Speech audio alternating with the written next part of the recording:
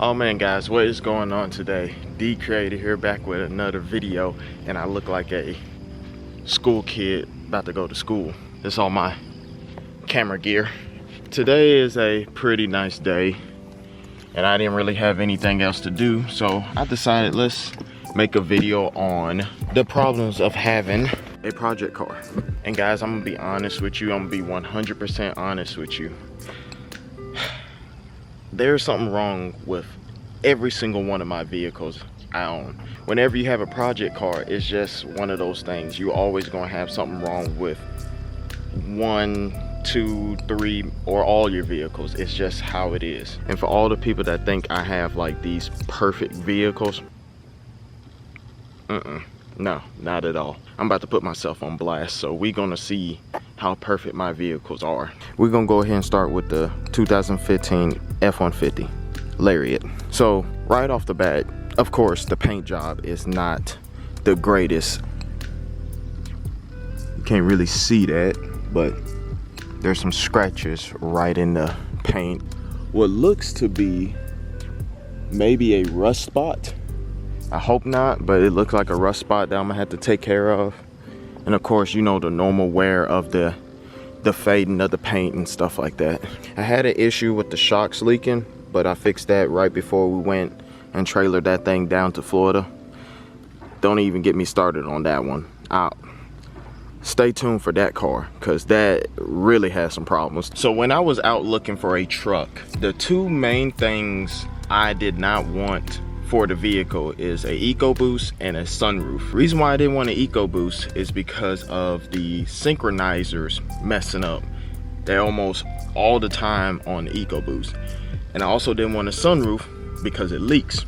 I end up getting a 5.0 sunroof truck because that's what they had. And I said I would rather deal with a sunroof leak than I would for a synchronizer problem, because man, that's a lot of problems right there. So of course I get this truck, has the sunroof. Literally the third day of me owning it, we had a rainstorm, and of course you can see the water stain leaking all the way on top of the headliner and through the headliner.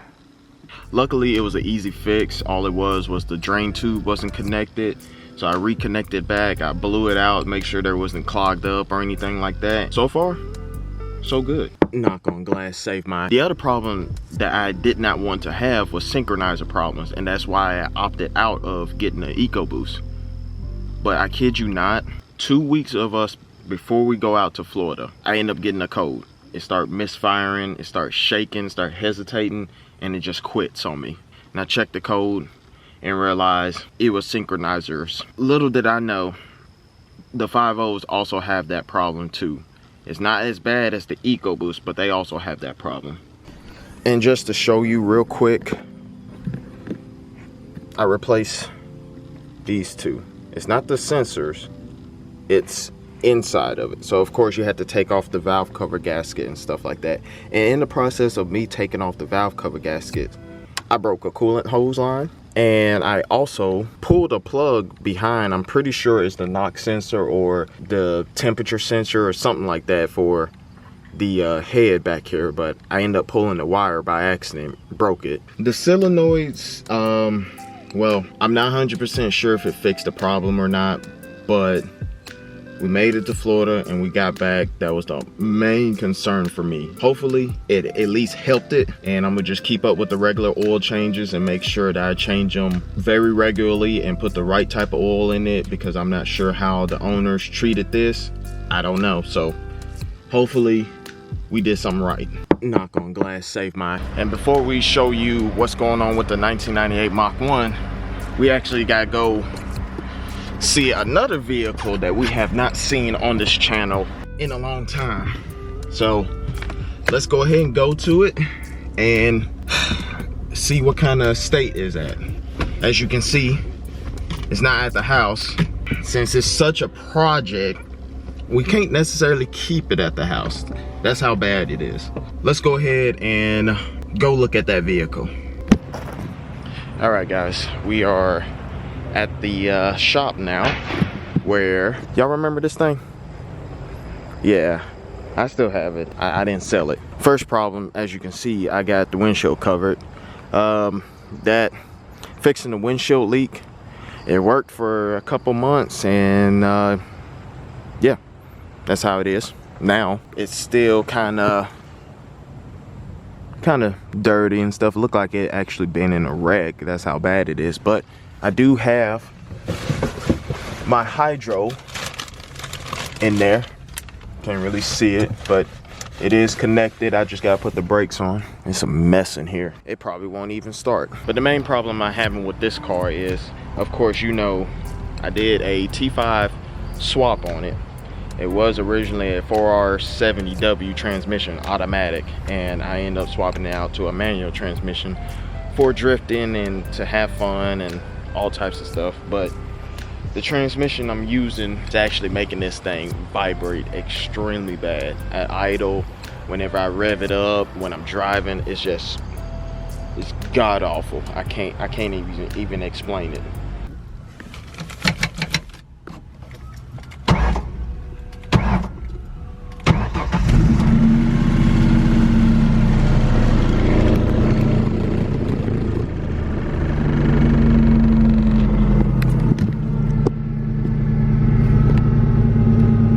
I just set you on the dash. You see how much it vibrates? Listen. Yeah, that's pretty bad. I gotta fix that. It's a manual though. This is pretty much like on the back burner because this car is like really not typical to drive every day. It's not like my white car where I can drive it. It does have AC and heat in it. It does have power steering and, you know, all the creature comforts for, you know, driving the vehicle every day, except for interior. When I get a chance, I will work on it. It's just right now, nah, I don't really want to work on it. That's another problem with project cars. You don't really feel like working on them when you actually have to work on them. I'm gonna go ahead and show you what's going on with the 1998 Mach 1. I'm finna hang out here, say hey to the family and whatnot, and then we're gonna go back there and see what's going on with the 1998 Mach 1. And it's a big deal. I'll see you then.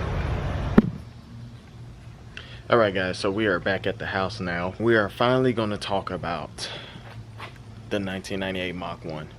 And everything that's wrong with it. Oh boy, where do I start? All right, first of all, you guys know I did just paint the car, and you know, with a freshly nice paint job, everything should be nice, right?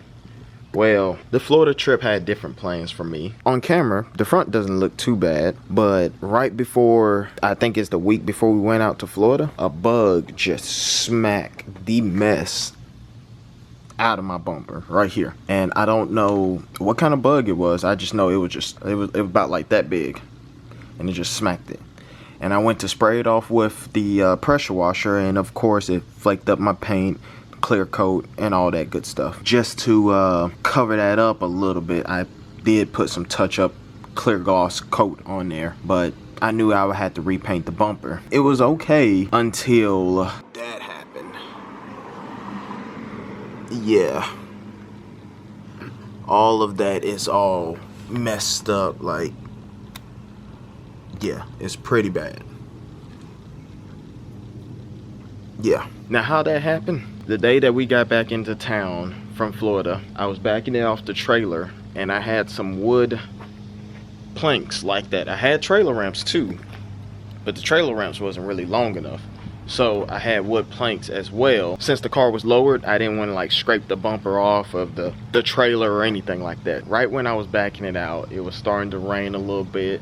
So water kind of got on the wood. It kind of made it slick a little bit. As soon as the back wheels hit the ground, the front wheels, the wood just said, forget this, and just left the party. All right, I'm gonna head out, and just left. That leaves my front bumper sitting on my dovetail. And I got a picture of that. It's pretty messed up. Yeah, I hated that. I was so mad that I just pulled it in the garage and just kept quiet about it until now. But far as underneath the hood, still looks fine. There's no situation with anything that's going on after the whole ramp incident or anything like that. But I do want to show you guys something. It's gonna break my heart, but I'm gonna have to show it to you.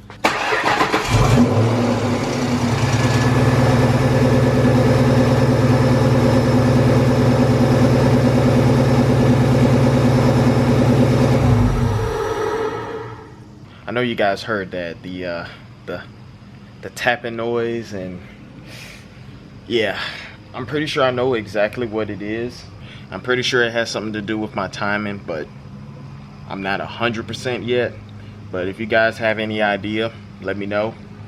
And then I guess that's gonna be another project that we're gonna have to dig into. So, oh yeah, and I also forgot, I gotta redo the seat. I also need it tuned very badly, so I gotta get that knocked out of the way as well. There's a lot of stuff I gotta do with all these cars that we have. This needs a windshield, and it makes a popping noise in the front end. Lindsay's car need a TPMS sensor for her tires, but that's really it, because I mean her car is the newest car here.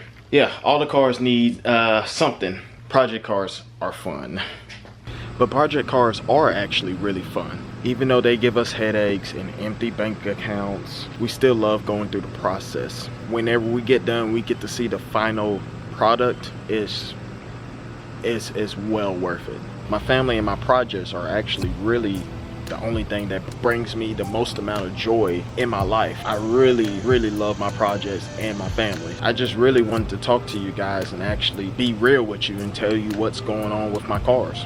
This is what's going on with my cars. I know my cars are not perfect, but they're perfect for me, and that's why I love them. But if you guys really want to see a perfect project car, check out this video right here. Thank you guys for watching, and I'll see you on the next video, okay?